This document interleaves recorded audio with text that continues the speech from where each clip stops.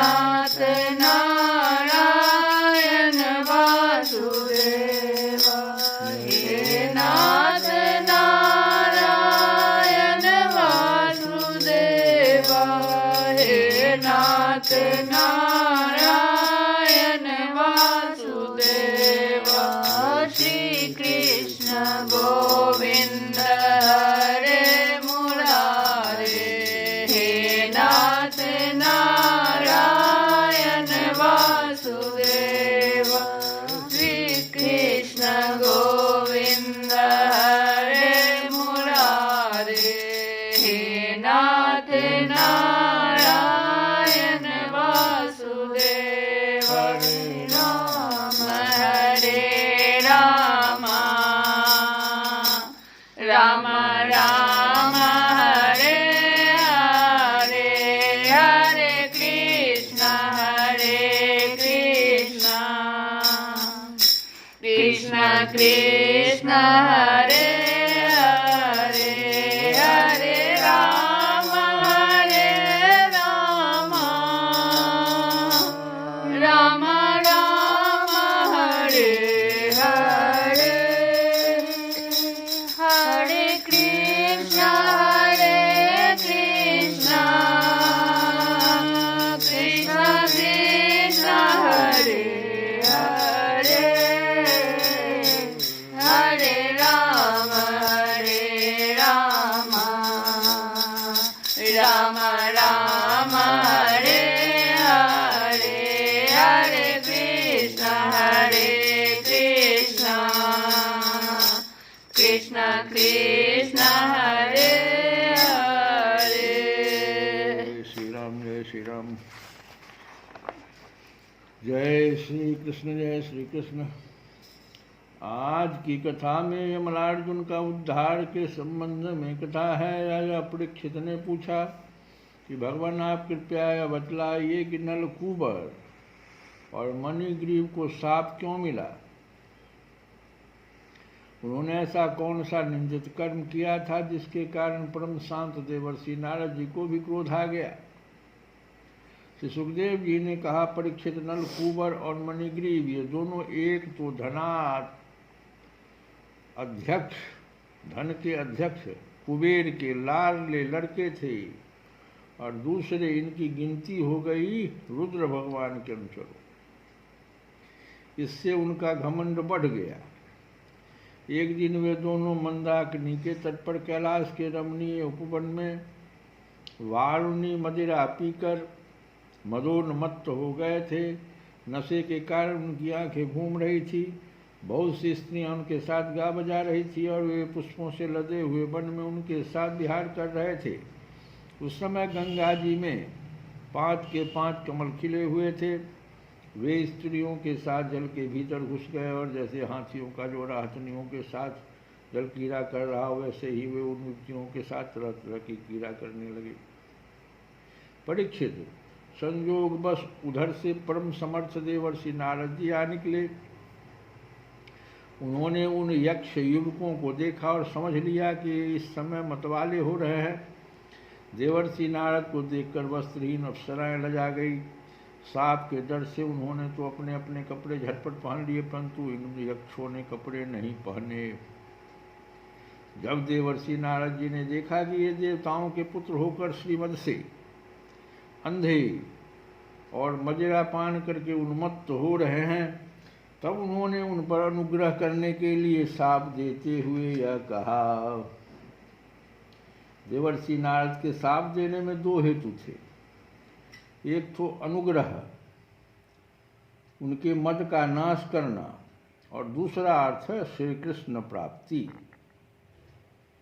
नारद जी ने कहा, जो लोग अपने प्रिय विषयों का सेवन करते हैं उनकी बुद्धि को सबसे बढ़कर नष्ट करने वाला है श्रीमद। और श्रीमद कहते हैं धन संपत्ति का नशा। श्रीमद हिंसा आदि रजोगुणी कर्म और कुलीनता आदि का अभिमान भी उससे बढ़कर वैसा बुद्धि भ्रंशक नहीं है, क्योंकि श्रीमद के साथ साथ तो स्त्री, जुआ और मदिरा भी रहती है। क्योंकि धन संपत्ति आ गई ना, और धन संपत्ति का नशा आ गया। तो वहाँ पर 3 चीज और आ गया, स्त्री, जुआ और मदिरा। ऐश्वर्य मद और श्रीमद से अंधे होकर अपनी इंद्रियों के वश में रहने वाले क्रूर पुरुष अपने नाशवान शरीर को तो अजर अमर मान बैठते हैं और अपने ही जैसे शरीर वाले पशुओं की हत्या करते हैं। जिस शरीर को भूदेव, नरदेव, देव आदि नामों से पुकारते हैं, उसकी अंत में क्या गति होगी? उसमें कीड़े पड़ जाएंगे, पक्षी खाकर उसे विष्ठा बना देंगे, या वह जलकर राख का ढेर बन जाएगा। उसी शरीर के लिए प्राणियों से द्रोह करने में मनुष्य अपना कौन सा स्वार्थ समझता है? ऐसा करने से तो उसे नरक की ही प्राप्ति होगी। बतलाओ तो सही, यह शरीर किसकी संपत्ति है? अन्न देकर पालने वाले की है? जो अन्न देकर पालने वाले हैं उनकी यह है, या गर्भाधान कराने वाले पिता की? यह शरीर उसे 9 महीने पेट में रखने वाली माता का है, अथवा माता को भी पैदा करने वाले नाना का? जो बलवान पुरुष बलपूर्वक इससे काम करा लेता है उसका है, अथवा दाम देकर खरीद लेने वाले का होता है? चिता की जिस धधकती आग में यह जल जाएगा उसका है, अथवा जो कुत्ते सियार इसको चीत चीत कर खा जाने की आशा लगाए बैठे हैं उनका है? यह शरीर एक साधारण सी वस्तु है, प्रकृति से पैदा होता है और उसी में समा जाता है। ऐसी स्थिति में मूर्ख पशुओं के सिवा और ऐसा कौन बुद्धिमान है जो इसको अपना आत्मा मानकर दूसरों को कष्ट पहुंचाएगा, उनके प्राण लेगा? जो दुष्ट श्रीमद से अंधे हो रहे हैं, उनकी आंखों में ज्योति डालने के लिए दरिद्रता ही सबसे बड़ा अंजन है। क्योंकि दरिद्र यह देख सकता है कि दूसरे प्राणी भी मेरे ही जैसे हैं। जिसके शरीर में एक बार कांटा गड़ जाता है वह नहीं चाहता है कि किसी भी प्राणी को कांटा गड़ने की पीड़ा सहनी पड़े, क्योंकि उस पीड़ा और उसके द्वारा होने वाले विकारों से वह समझता है कि दूसरे को भी वैसा ही पीड़ा होती है। परंतु जिसे कभी कांटा गड़ा ही नहीं, वह उसकी पीड़ा को अनुमान नहीं कर सकता।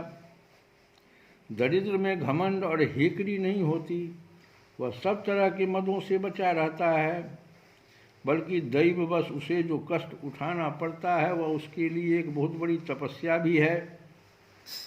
जिसे प्रतिदिन भोजन के लिए अन्न जुटाना पड़ता है भूख से, जिसका शरीर दुबला पतला हो गया है, उस दरिद्र की इंद्रियां भी अधिक विषय नहीं भोगना चाहती। एकदम सही बात। सूख जाती है और फिर वह अपने भोगों के लिए दूसरे प्राणियों को सताता नहीं, उनकी हिंसा नहीं करता। यद्यपि साधु पुरुष समदर्शी होते हैं, फिर भी उनका समागम दरिद्र के लिए ही सुलभ है, क्योंकि उसके भोग तो पहले से ही छूटे हुए हैं।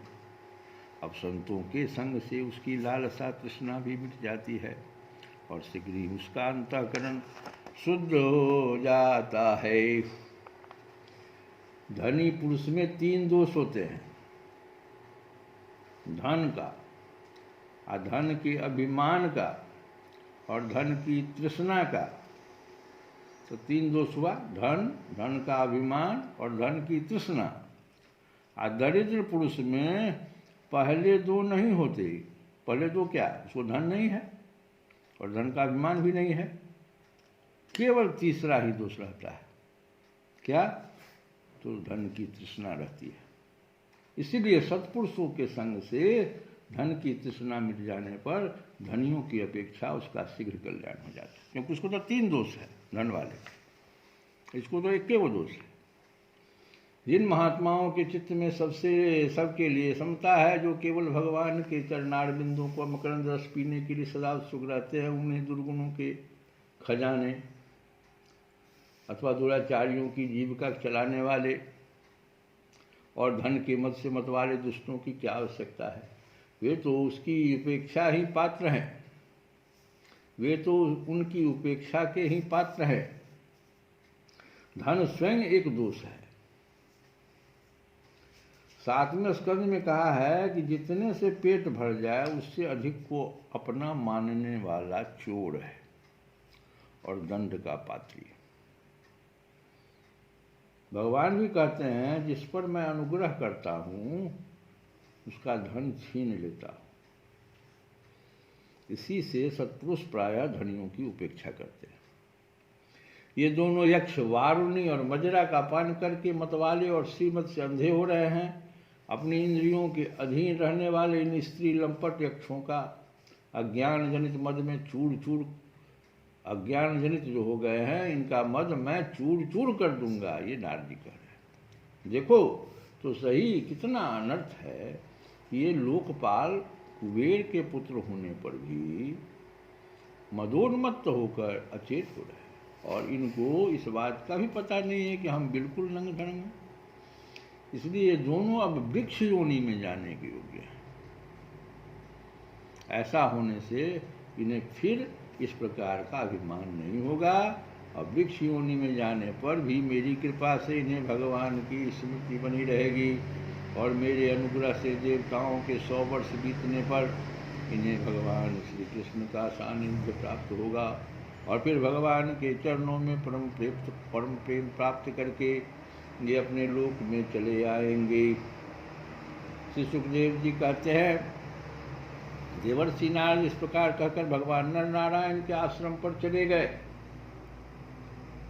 साप वरदान से किसी को भी साप दे दिया जाता है ना, तो साप वरदान से तपस्या छीन होती है। नलकूबर और मणिग्रीव को साप देने के पश्चात नर नारायण आश्रम की यात्रा करने का यही अभिप्राय है कि फिर से तपः संचय कर लिया जाए, क्योंकि मेरा बहुत सा तप छीन हो गया इसको श्राप देने से। नलकूबर और मणिग्रीव ये दोनों एक ही साथ अर्जुन वृक्ष होकर यमलार्जुन नाम से प्रसिद्ध हुए। भगवान श्री कृष्ण ने अपने परम प्रेमी भक्त देवर्षि नारद जी की बात सत्य करने के लिए धीरे धीरे उखड़ घसीटते हुए उस ओर प्रस्थान किया जिस पर यमलार्जुन वृक्ष थे, जिधर यमलार्जुन वृक्ष थे। भगवान ने सोचा कि देवर्षि नारद मेरे अत्यंत प्यारे हैं और ये दोनों भी मेरे भक्त कुबेर के लड़के हैं, इसीलिए महात्मा नारद ने जो कुछ कहा है उसे मैं ठीक उसी रूप में पूरा करूंगा। भगवान श्री कृष्ण अपनी कृपा दृष्टि से उन्हें मुक्त कर सकते थे, परंतु वृक्षों के पास जाने का कारण यह है कि देवर्षि नारद ने कहा था कि तुम्हें वासुदेव का सानिध्य प्राप्त होगा।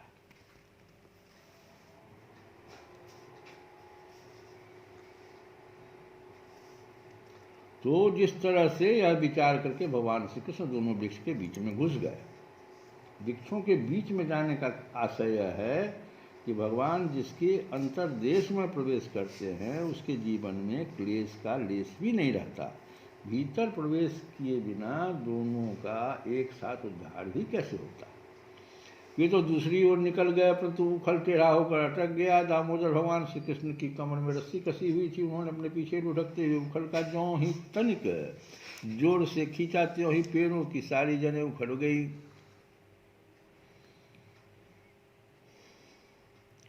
समस्त बल विक्रम के केंद्र भगवान का तनिक सा जोड़ लगते ही पैरों के तने शाखाएं छोटी छोटी डालियां और एक एक पत्ते कांप उठे और वे दोनों बड़े जोर से तरतराते हुए पृथ्वी पर गिर पड़े। उन दोनों वृक्षों में से अग्नि के समान तेजस्वी 2 सिद्ध पुरुष निकले। उनके चमचमाते हुए सौंदर्य से दिशाएं दमक उठी। उन्होंने संपूर्ण लोकों के स्वामी भगवान श्री कृष्ण के पास आकर उनके चरणों में सिर रखकर प्रणाम किया और हाथ जोड़कर शुद्ध हृदय से वे उनकी इस प्रकार स्तुति करने लगे। श्री कृष्ण गोविंद हरे मुरारे नाथ नारायण वासुदेव।